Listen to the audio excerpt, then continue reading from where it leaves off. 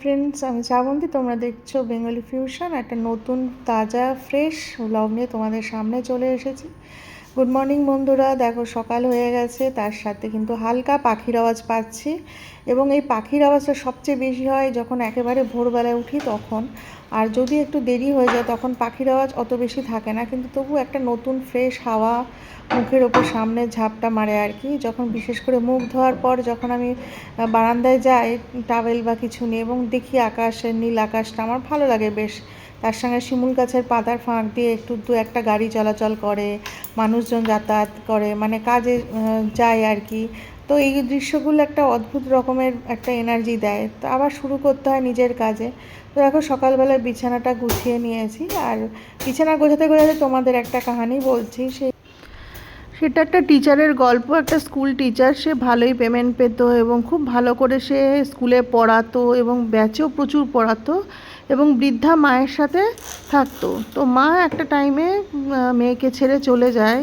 তো তারপর থেকে টিচার প্রচণ্ড ভেঙে পড়ে এবং একাকিত্ব টিচারকে পুরো কুড়ে কুড়ে খায়। তো এক সময় টিচার ভাবে যে এবার আমি একটা হোমে যাব এবং একটা মেয়েকে অ্যাডপ্ট করব। তো ও যায় এবং ছোট একটা বাচ্চা মেয়েকে নিয়ে আসে এবং মন দিয়ে সে বাচ্চাটাকে বড় করে এবং বাচ্চাটাও খুব মন দিয়ে মাটাকে ভালোবাসে, যে এইভাবে মা মেয়ের সংসার তৈরি হয়ে যায়। টিচারের মতো স্কুলে যায়, সে পড়ায়, বাচ্চাটাও বাচ্চার মতো বেশ সুন্দর খেলাধুলা করে। একটা মাসি রেখেছে, সে দেখভাল করে এবং বাচ্চাটা ধীরে ধীরে বড় হতে থাকে। বড় হয়ে যাওয়ার পরে তারপরে বাচ্চাটার বিয়ের বয়স হয়ে যায় এবং টিচার বলে যে তুমি নিজের ইচ্ছাতে বিয়ে করবে না আমি তোমার জন্য পাত্র ঠিক করব। তো মেয়েটা তখন বলে যে না, আমি আমার ইচ্ছা অনুযায়ী করব বিয়ে। তো বিয়ে তো করবে, তো যে ছেলের সাথে বিয়ে করবে সেই ছেলেটা ফ্যামিলি ব্যাকগ্রাউন্ড একদম ভালো না, পুরো ফালতু ছেলে। এবং সেই ফালতু ছেলে কন্টিনিউয়াস ওর মায়ের বিরুদ্ধে বলতে থাকে তুমি তো নিজের মেয়ে নও, তা তোমাকে এরকমভাবে তোমার ইউজ করে তোমার মা মানে মায়ের নামে যা নয় তাই বলবে, মায়ের দুর্নাম করবে আর কি। তো মেয়েটা কী করছে না, ওই ছেলেটার কথা শুনে একটুখানি নিজেকে জিজ্ঞাসা করে যে না সত্যি এরকম হয় কিনা। তারপর দেখে না যে মা ওকে মানুষ করেছে, সে মায়ের দিকে না তাকিয়ে এই ছেলেটার কথা বিশ্বাস সে কেন করবে। তো কিছুদিন মায়ের সঙ্গে থাকে এবং মাকে খুব ভালো করে অবজার্ভ করে, দেখে না মা সে আগের মতোই ভালোবাসে। তো সে যখন মা হয়ে সৎ মায়ের মতো বিহেভ করেনি, তাহলে মেয়েটা কেন মাকে এরকমভাবে ছুঁড়ে ফেলে দেবে? কারণ এই মায়ের জন্যই তো সে আজকে সব কিছু সুযোগ সুবিধা পেয়েছে। তো এই করে মেয়েটা ধীরে ধীরে নিজে বুঝতে পারে এবং ছেলেটার সঙ্গে সম্পর্ক কাটিয়ে দেয় এবং তারপরে ওর পরে একটা পরবর্তী ক্ষেত্রে একটা খুব ভালো ছেলের সাথে ওর মা ওকে বিয়ে দেয় এবং সে কিন্তু খুব ভালো থাকে এবং পারে যে এই ছেলেটা কিন্তু আর পাঁচটা ছেলের মতো নয়, এই যথেষ্ট মেয়েটাকে ভালো রাখবে এবং খুব সুন্দরভাবে হাসি খুশিতে ওরা থাকতে পারবে।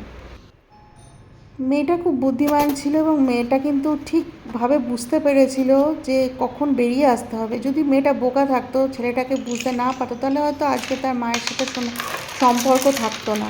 তো এরকমই হয়, আমরা আশেপাশে যদি সবাইকে বুঝতে পারি এবং ভীষণভাবে তাদের মন মানসিকতা জানতে পারি, তো আমরা নিজেরা সজাগ হয়ে থাকবো। যেই আসে সেই বলে ড্রয়িং রুমটা অনেক বেশি বড়, কিন্তু আমার ভালোই লাগে ফাঁকা ফাঁকা ড্রয়িং রুম, কাজ করতে সুবিধা হয় এবং কোথাও হেঁটে চলে ভালো লাগে। তো কেমন লাগলো কাহিনিটা আমাকে জানিও, যদি ভালো লাগে অবশ্যই একটা লাইক দিয়ে দিও। আর দেখো এখানে এই বলতে বলতে সোফার যে মানে ড্রয়িং রুমে চলে এসেছি। আর এখানে যে কাঁচটা দেখতে পাচ্ছ, এই কাঁচটা কিন্তু ওপর থেকে রেগুলার পরিষ্কার করি, কিন্তু ভেতরের জায়গাটা কখনো তুলে পরিষ্কার করি না, খুব রেয়ার করি। তো আমি এইভাবে টেবিলটা সুন্দর করে সাজিয়ে নিলাম আর সোফাগুলো একটু ঝেড়ে ঝুড়ে পরিষ্কার করে নিলাম। আসলে কি বলো তো, যখন রান্না করি তখন রান্নার দিকে মন থাকে এবং রান্না করতে করতে ভাবি বাপরে অনেক কিছু কাজ বাকি হয়ে গেল। এতটা পর্যন্ত যে ভিডিওটা দেখছো তোমরা, ওটা হচ্ছে শুক্রবারের ভিডিও এবং আগের দিন ঠিক বৃহস্পতিবারের ভিডিওটা এখানে দেখাচ্ছি, মানে উল্টো করে দেখালাম আর কি। তো মাতাজি এখানে আমি মালাটা দিই যখন দেখি যে ছেলে হাতের সামনে আছে বা কাছে আছে, তখন তোজোকে বলি মালাটা পরিয়ে দিতে বা গুড়িয়াকে পরিয়ে দিই। তো ওরা কেউ ছিল না বলে আমি মাতাজি মালাটা এখানে পরিয়ে দিয়েছি। এবং মাতাজি যে লাইটটা, সেই লাইটটা কিন্তু খুব সুন্দর ছিল, লাইটটা খারাপ হয়ে গেছে, ওটাকে সারাতে হবে। আর এদিকে পুজোর এতগুলো ফটো, তো আমার মায়ে আস্তে আস্তে সিংহাসন পুরো ভরিয়ে দিয়েছিল, তো সেই জন্য অনেকগুলো ফটো হয়ে গেছে। তো একটু পুজোতে কিন্তু টাইম লাগে। আর যেহেতু বৃহস্পতির প্রত্যেকের গলায় রজনীগন্ধার মালা দিই এবং গাঁদা ফুল দিই, এখানে সাকচিতে কিন্তু মালার দাম অনেক বেশি কলকাতার থেকে। কলকাতায় যখন দমদমে থাকি তখন একটা গাঁদা মানে রজনীগন্ধার মালা বেশ সস্তা থাকে, কিন্তু এখানে দামটা একটু বেশি। কিন্তু হ্যাঁ, ফুলগুলো খারাপ ছিল না, ভালোই ছিল। কিন্তু রজনীগন্ধার যে গন্ধটা আগে ছোটোবেলায় পেতাম সেই জিনিসটা আর পাই না, মনে হয় জানি না হাইব্রিডে বলে। আর এইখানে দেখো আমি সেই গুছিয়ে রেখেছি পিতলের থালাগুলো। শুনেছি যে পুজো করার পরপরই প্রসাদে তুলে রাখতে হয়। তো এক বৃহস্পতিবার লাড্ডু দেওয়া হয়, আর এক বৃহস্পতিবার প্যাড়া দেওয়া হয়, এরকম ঘুরিয়ে ফিরিয়ে দেওয়া হয়। তো আমি এই দিনকে একটু লাড্ডু, কাজু, একটুখানি নকুলদানা এগুলো দিয়ে পুজোটা করলাম আর কি, মিষ্টি ঠাকুরকে প্রসাদ দিলাম। আর একটা কাপ আমি পেয়েছি সেদিনকে, আমি কিচেনে রাখবো, বেশ কিচেনটাকে দেখতে সাজাবো, এটা অনেকদিন থেকে প্ল্যান হচ্ছে, কিন্তু প্ল্যানটা কবে সাকসেসফুল হবে জানি না। তো এই কাপটা নিয়ে গেলাম কিচেনে। আর এখানে হচ্ছে সমস্ত প্রসাদগুলো না তুললে জিনিসটা দেখতেও ভালো লাগে না ঠাকুরের সামনে। আমরা যখন খাই তখন তো আমরা এঁঠো তুলি, তো সেটাই মনে করতে হবে যে ঠাকুর ঘরও যখন ঠাকুর প্রসাদটা খেয়ে নেয় তখন সঙ্গে সঙ্গে তুলে দেওয়া ভালো, নাহলে পিঁপড়ে টিপড়ে এসে মানে যে জায়গাটা নোংরা করে, এবং ভালো লাগে না আর কি। সঙ্গে সঙ্গে প্রসাদটা খাওয়া হয়ে গেলে তখন সেই কাজটা সঙ্গে সঙ্গে হয়ে যায়। তো বৃহস্পতিবারে যেহেতু পেঁয়াজ রসুন চলবে না, আমি একটু ভাত বসিয়েছিলাম এবং খুব দেরি হয়ে গিয়েছিল, একটু তাড়াতাড়ি করছিলাম। তার সঙ্গে বাসন তোলা এগুলো তো আছেই। মোটামুটি বাসন আমাদের ভালোই হয়, কারণ খুচখাচ খুচখাচ খেতে খাওয়া হতেই থাকে। আর মাঝখানে একটু জল খেয়ে নিলাম যে না, একটু নিজেকেও তো একটু দেখতে হবে। সব সময় রান্না বান্না পুজো এর মধ্যে, আর যায় যে হারে ঘাম ঝরছিল, মানে এত গরম লাগছিল বৃহস্পতিবারটা, কেন একটা গুমোট পরিবেশ তৈরি হয়েছিল। তো সেই জন্যই আর কি মাঝে মাঝে ওরকম গ্লাসে করে জল খেয়ে নিই। আর এখানে আমি পোস্তটা ভিজিয়ে দিয়েছি, কারণ আলু ঝিঙে পোস্ত করব বলে। আর পোস্তর মধ্যে একটু হলুদ সর্ষে একটুখানি দিয়েছিলাম, যাতে পোস্তর টেস্টটা ভালো হয়। আর আলুগুলো আগে বুঝতে পারতাম না, কোনোটা ছোট কোনোটা বড় কাটতাম। এখন তো হাসি পেয়ে যায় যে প্রথম প্রথম রান্না করতে গিয়ে কী বিপদ হতো, মানে ঠিক করতেই পারতাম না। কখনো ঝোল জল এত বেশি দিয়ে ফেলতাম যে সিদ্ধ হতো না। সিদ্ধ হতো তো হতো, কেন হতো না বুঝতে পারতাম না। জলের পরিমাণ বেশি হয়ে যেত, একটু নুন বেশি হয়ে যেত, কখনো পুড়ে যেত, এরকম একটু অসুবিধা হতো। কিন্তু ওই বলে না, শ্বশুরবাড়িতে সব মেয়েরা আস্তে আস্তে ধীরে ধীরে শিখে যায়। তো আমি এরকম প্রথম প্রথম একটু অসুবিধা হতো, তো মায়ের কাছে ফোন করে করে জানতাম। বা এখন তো, তখন তো আর যখন সংসার পেতেছি তখন তো আর ইউটিউব ছিল না যে টুক করে ফোনটা খুলে দেখে নেবো যে সোশ্যাল মিডিয়ায় কীরকম রান্না আছে। এখন দেশ বিদেশের সব রান্না সব মানে একসাথেই মানুষ করে এখন।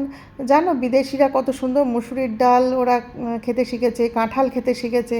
বিদেশিদের যখন ব্লগগুলো দেখি না তখন খুব মজা লাগে যে না, একটা মানে আলাদা রকমের আমাদের ইন্ডিয়ান মশলাও ওদের রান্নার ঘরে ঢুকে গেছে।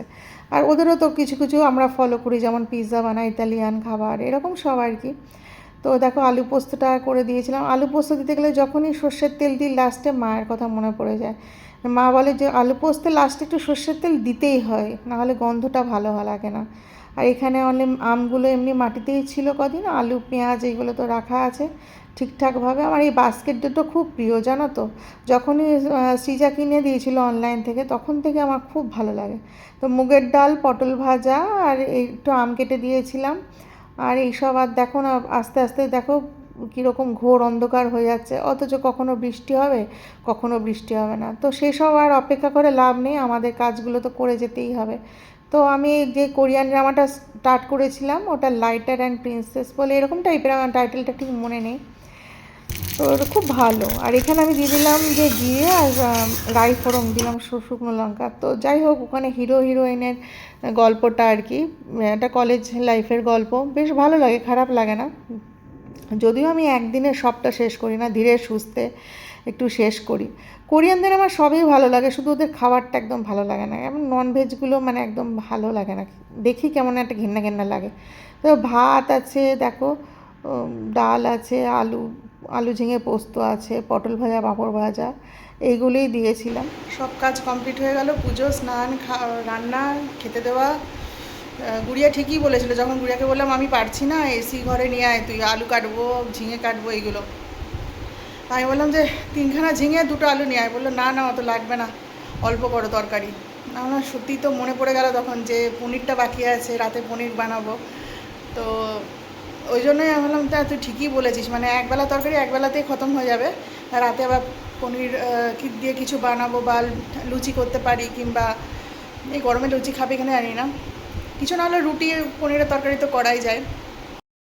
এটুকু বলতে কোনো দ্বিধা নেই যে মাঝে মাঝে আমি গুড়িয়ার কথা শুনে চললি, তখন আমি কিন্তু প্রফিটেই থাকি। আজকে যদি ও না বলতো তাহলে কিন্তু তরকারিটা এক্সট্রা হয়ে যেত এবং ঝামেলা হয়ে যেত। এই করে আমি তরকারি অনেক সময় বেশি করে ফেলি, যেটা উচিত নয়। খাবার সবসময় ঠিকঠাক পরিমাণে করা উচিত। মা মেয়ে আবার বেরিয়েছিলাম, দেখো কি সুন্দর সেলফি তুলেছি। এই সেলফির সময় না যখন তখন ফটো তুলতে আমার বেশ ভালোই লাগে।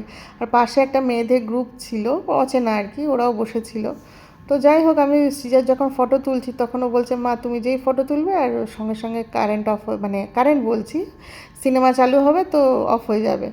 তো যাই হোক, আজকের মতো এই ফটোগুলো দিয়েই ব্লগটা শেষ করছি। যদি ভালো লাগে অবশ্যই একটা লাইক করো, শেয়ার করো এবং আমার পাশে থেকো। আর একটা নতুন ব্লগ নিয়ে আবার আগামী দিনে চলে আসবো। Tata, bye bye.